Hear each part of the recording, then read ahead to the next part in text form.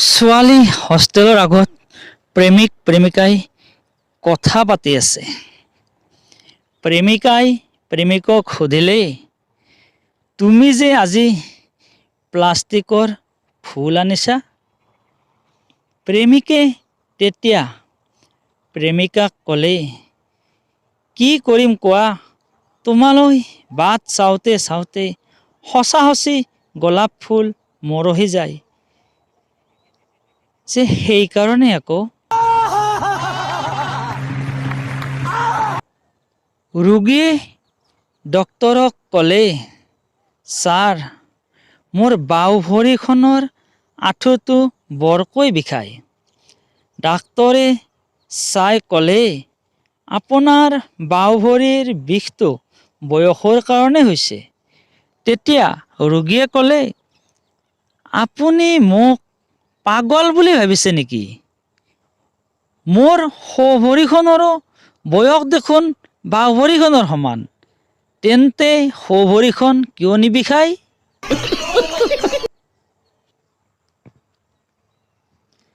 পাৰ্কত মহিলা এগৰাকীক পুৰুষ এজনে চুম্বন কৰাৰ অপৰাধত পুৰুষজনক পুলিচে গ্ৰেপ্তাৰ কৰিলে।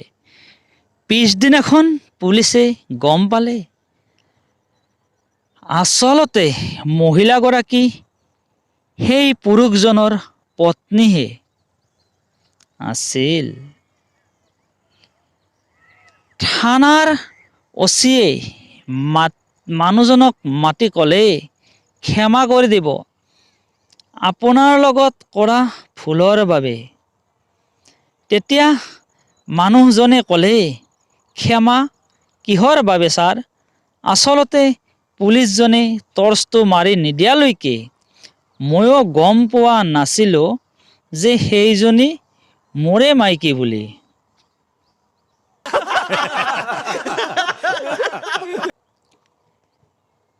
দেউতাকে ছোৱালীজনীক ক'লে, মাইনা, তুমি যে বাৰে বাৰে ফ্ৰিজৰ পৰা বস্তুবোৰ আনি খাই আছা, মায়ে গালি নাপাৰিবনে?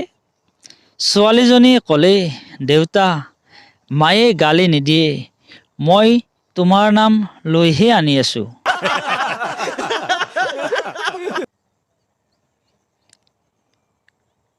ভিক্ষাৰী এজনে ভিক্ষা খুজিব গৈ গৃহস্থক ক'লে, বাইদেউ, কিবা অলপ দিব।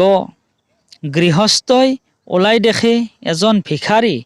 তেতিয়া গৃহস্থই ক'লে, আজি নহয় কাইলৈ আহিব। তেতিয়া ভিক্ষাৰীজনে ক'লে, বাইদেউ, এই কাইলৈ কাইলৈ বুলি কোৱা কথাটোৰ কাৰণে মোৰ বহুত লোকচান হৈছে।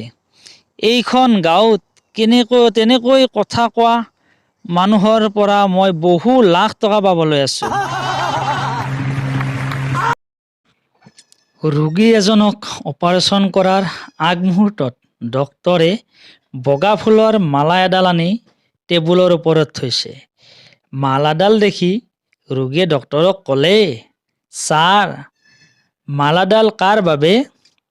তেতিয়া ডক্তৰে ৰোগীজনক ক'লে, অপাৰেশ্যন ছাকচেছ হ'লে মোৰ বাবে, অপাৰেশ্যন ছাকচেছ নহ'লে আপোনাৰ বাবে।